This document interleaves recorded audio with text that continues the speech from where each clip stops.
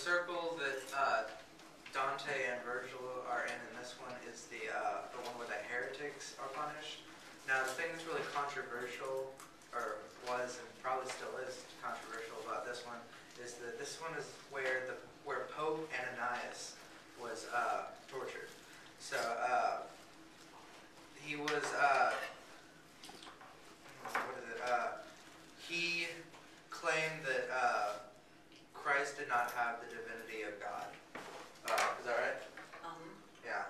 And so bit of a problem. It's a bit of a problem theologically.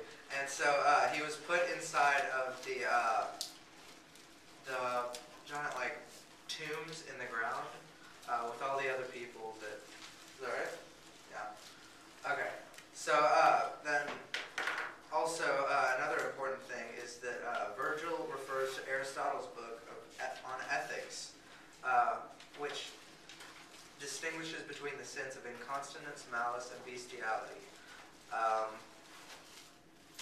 which is like violence, and malice is like greed, whatnot, right? Kind of hate, Hate. yeah, okay, sorry. Hating people. Hating people. So, bad stuff. Yeah, now they're up.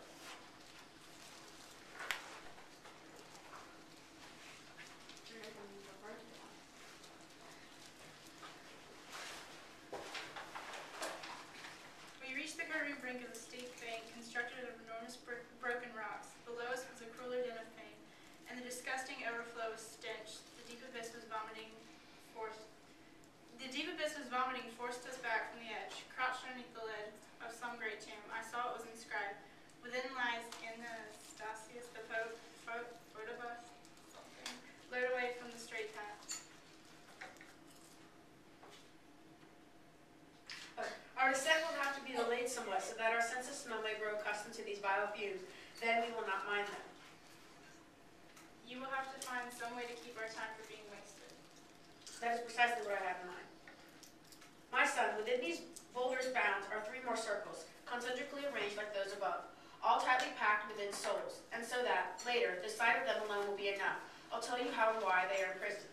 All malice has injustice as its end, an end achieved by violence or by fraud, while both are sins that earn the hate of heaven. Since fraud belongs exclusively to man, God hates it more, and therefore, far below, the fraudulent are placed and suffer most. In the first of the circles below are all the violent. Since violence can be used against 3 persons, into 3 concentric rounds it is divided. Violence can be done to God, to self, or to one's neighbor, to him or to his goods, as any reasoned explanation will make clear. By violent means a man can kill his neighbor or wound him grievously. His goods may suffer violence by arson, theft, and devastation. So homicides and those who strike with malice, those who destroy and plunder, are all punished in the first round, but all in different groups. Man can raise violent hands against himself and his own goods. So in the second round, paying the debt that never can be paid, are suicides, self-robbers of your world, or those who gamble all their wealth away and weep up there when they should have rejoiced. One can use violence against the deity by heartfelt disbelief and cursing him, or by despising nature and God's bounty. Therefore, the smallest round stamps with its seal both Sodom and Gomorrah and all those souls who hate God in their hearts and curse his name.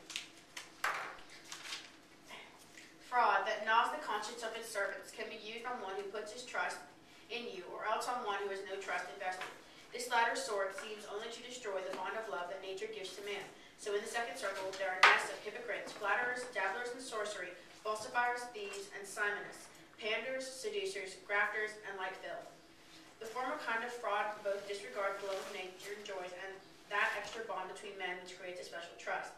Thus, it is in the smallest of the circles, at the earth's center, around the throne of Dis, that traitors suffer their eternal pain. Master, your reasoning runs smooth, and your explanation certainly makes clear the nature of the pit of its inmates. But what about those in the slimy swamp, those driven by the wind, those beat by the rain, and those who come to blows with harsh refrains? Why are they too not punished here inside the city of flame? If they have earned God's wrath, if they have not, why are they suffering? Why do you let your thoughts stray from the path they are accustomed to? Or have I missed the point you have in mind? Have you forgotten how your ethics reads those terms it explicates in such detail? The 3 conditions that the heavens hate: incontinence, malice, and bestiality. Do you not remember how incontinence offends God least and merits the least blame? If you will reconsider well this doctrine, and then recall to mind those whose souls were suffering pain above, outside the walls, you will clearly see why they are separated from these malicious ones, and why God's vengeance beats down upon their souls less heavily. O sun that shines to clear a misty vision, such joy is mine when you resolve my doubts. The doubting pleases me no less than knowing. Go back a little bit once more. To where you say the unsure offends God's goodness, and untie the knot for me. Philosophy, and more than once points out to one who reads with understanding how nature takes her course from the divine. Intellect, from its artistic workmanship. And do you have your physics well in mind, you will find, not many pages from the start, how your art too, as best it can, imitates nature, the way an apprentice does his master. So your art may be said to be God's grandchild. From art and nature, man was meant to take his daily bread to live, if you recall the book of Genesis near the beginning. But the usurer, adopting other means, scorns nature in herself and in her pupil art. He invests his hope in something else. Now follow me, wish to be getting on. The fish are shimmering over the horizon. The wane is now exactly